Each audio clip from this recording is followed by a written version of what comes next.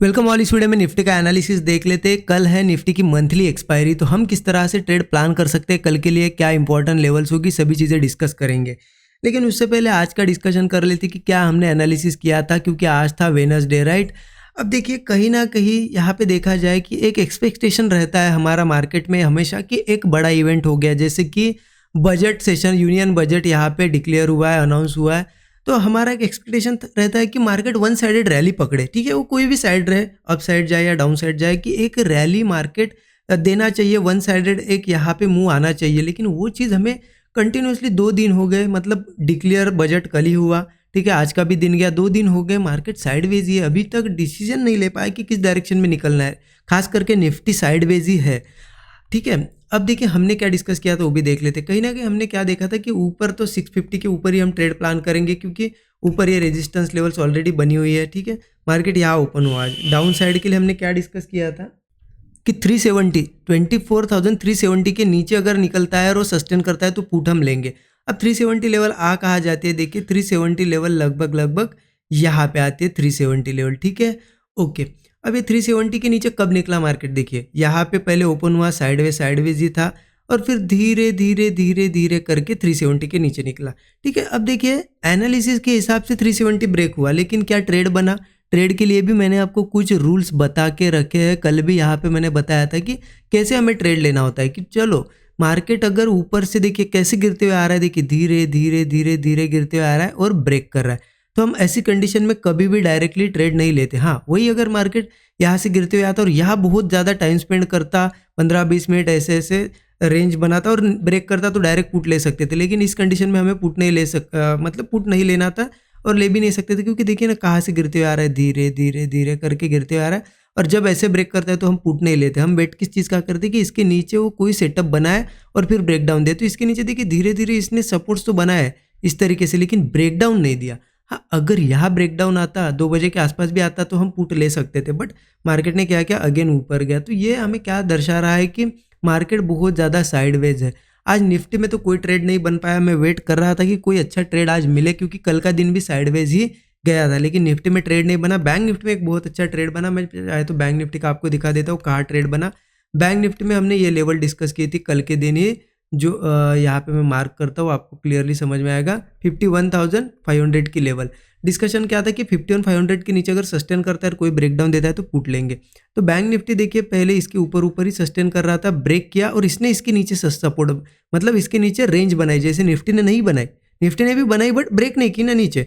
Bank Nifty ने यहाँ पे रेंज बनाई और ब्रेकडाउन भी दिया नीचे, तो यहाँ बना पुट साइड का ट्रेड और एक अच्छा खासा ये 600 पॉइंट कम हुए। 600 में से आपने 200-300 पॉइंट भी अगर अचीव किया, यहाँ पे भी आप निकल गए ना यहाँ से यहाँ तक, बहुत हो गया। रिस्क रिवॉर्ड के हिसाब से बहुत ज़्यादा बड़ा टारगेट हो गया। तो आज मैंने भी थोड़ा यहीं पे ट्रेड प्लान किया बैंक निफ्टी में। निफ्टी मैंने अवॉइड किया है, क्योंकि निफ्टी में सेटअप ही नहीं बना ना, राइट। अब कल क्या यहाँ पे सेटअप बनेगा या नहीं बनेगा देख लेते। देखिए निफ्टी का चार्ट, मैं पहले डेली चार्ट आपको दिखा देता हूँ। डेली चार्ट पे कुछ चीज़ें मैं आपको एक्सप्लेन करता हूँ थोड़ा सा। यहाँ पे निफ्टी है ना कन्फ्यूजन जोन में है, कहीं ना कहीं आप देखिए टॉप पे क्या बना, यहाँ पे एक इनगल्फिंग जैसा पैटर्न बना। ये हमें क्या शो करता है, और वीकली चार्ट पे भी आपने देखा, वीकली चार्ट पे भी एक शूटिंग स्टार कैंडल है। तो ये हमें बता रही कि कहीं ना कहीं बियरिश प्रेशर है, लेकिन बियरिश प्रेशर के बाद ये कंटिन्यू नहीं कर रहा है। जैसे कि बैंक निफ्टी कंटिन्यू कर रहा है यहाँ पे, लेकिन निफ्टी यहाँ पे रेंज बना के खड़ा है, देखिए ये रेंज। अब ऐसे में क्या होगा ना, हमें कहीं ना कहीं मार्केट को किस डायरेक्शन में मार्केट निकलता है वेट करना पड़ेगा।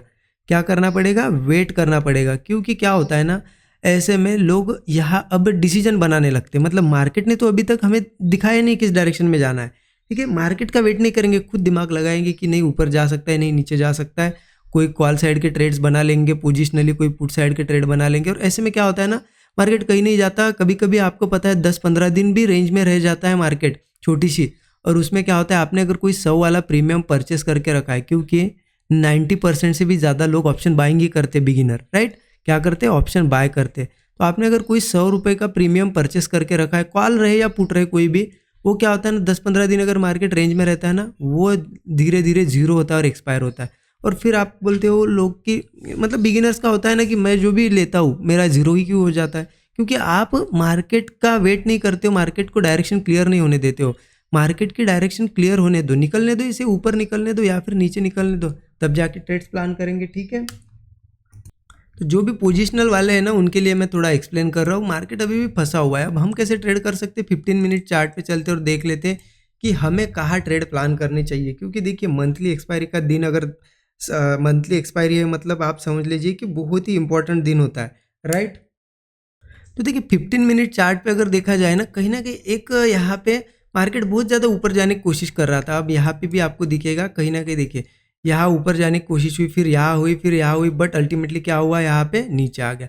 अगेन यहाँ पे एक बार ट्राई हुआ था। अब इस बार मार्केट निकलना चाहिए था, फिर भी यहाँ पे बियरिश प्रेशर ही आया है मार्केट में और यहाँ पे खड़ा है। अब देखिए कहाँ ट्रेड प्लान हो सकता है, कहीं ना कहीं अगर देखा जाए ना इस तरीके से, इसे अगर देखोगे ना, एक क्या बन रहा है, एक यहाँ पे inverse head and shoulder pattern, right. ये क्या होता है ना, इसका मोमेंटम कैसे होता है, ये ऊपर के साइड ब्रेक करता है और निकलता है।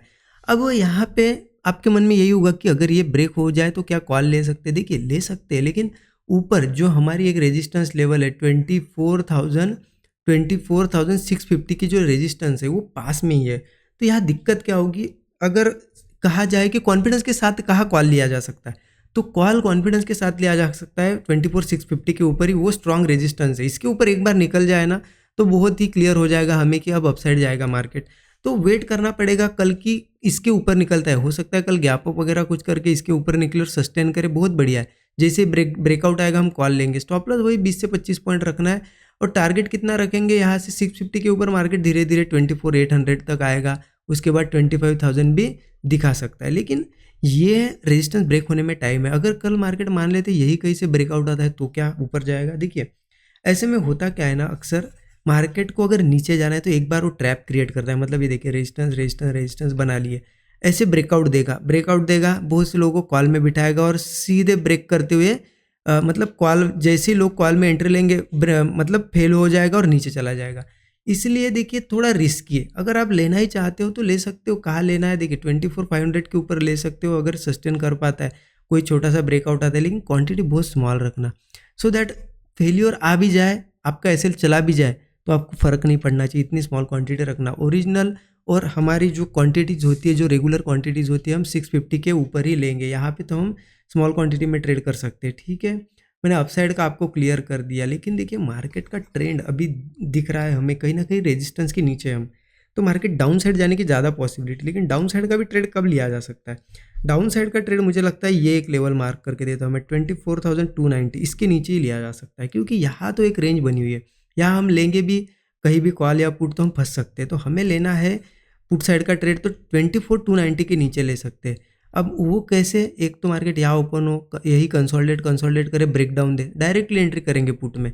लेकिन अगर मार्केट चलो मान लेते गैप डाउन हुआ, कुछ हुआ, डायरेक्टली ब्रेक करता है, तो फिर वेट करेंगे इसके नीचे, ऐसे रेंज बनने देंगे और ब्रेकडाउन जैसे ही मिलेगा पुट ले लेंगे। स्टॉप लॉस वही 20 से 25 पॉइंट, टारगेट मिनिमम 1:3 रख सकते हो।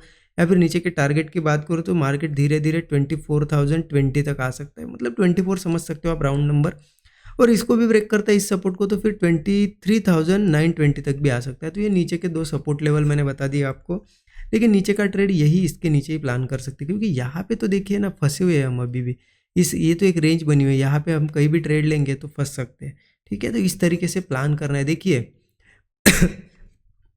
मार्केट में कॉल साइड का ट्रेड बने या पुट साइड का ट्रेड बने, लेकिन ट्रेड तभी लेना है जब वो सेटअप एक्टिवेट हो। क्योंकि होता क्या है ना, जब मार्केट में सेटअप बनता है और फिर ब्रेकडाउन आता है तो वो जल्दी यहाँ पे हमें टारगेट दे देता है। या फिर मार्केट में हम अगर यहीं पे कोई डिसीजन बना लेंगे, हमारे मन में ही कुछ लोग क्या करते हैं ना, यहाँ पे खुद का दिमाग लगाने लगते हैं, मार्केट को ब्रेकडाउन नहीं देने देंगे, कोई सेटअप नहीं बनाने देंगे, यहीं पे दिमाग लगा देंगे कि नहीं आज ऊपर जा सकते, ले लिया कॉल, मार्केट यही के यही रहेगा, फंसा देगा और आपका प्रीमियम जितना भी लोगे वो जीरो हो जाएगा, ठीक है। इसलिए क्या है ना, मार्केट को यहाँ पे सेटअप एक्टिवेट करने दो। जैसे ही सेटअप एक्टिवेट होगा ना, मार्केट ज़्यादा टाइम नहीं लगाएगा टारगेट देने में, कोई भी कॉल साइड का या पुट साइड का रहे, ज़्यादा टाइम नहीं लगाएगा मार्केट, यहाँ पे आपको बहुत ही फास्ट टारगेट दे देगा। लेकिन आपको उस सेटअप का वेट करने के लिए क्या रहेगा, पेशेंस लगेगा, ठीक है ना। पेशेंस अगर तब रखोगे आप सेटअप बनने तक, फिर आपको टारगेट के समय पेशेंस नहीं रखना पड़ेगा, क्योंकि मार्केट फास्ट में दे देगा टारगेट। लेकिन आप कहीं पे भी विदाउट पेशेंस रखे ट्रेड लोगे ना, तो फिर आपको बैठे रहना पड़ेगा, फिर टारगेट नहीं मिलेगा, ठीक है। तो यही चीज़ है, थोड़ी सी ये साइकोलॉजिकल चीज़ें होती है, आप इसे लिख के रखिए, ध्यान में रखिए, क्योंकि यही चीज़ें अगर अप्लाई करोगे ना तो ही आप धीरे धीरे यहाँ पे ट्रैक पे, एक सही ट्रैक पे आओगे ट्रेडिंग के, तभी प्रॉफिट बन पाएगा, ठीक है। आई होप आपको चीज़ें समझ में आएगी। देखिए वीडियो अच्छा लगा तो ज़रूर लाइक कर दिए, अपने दोस्तों के साथ भी शेयर कीजिए। Thank you so much everyone.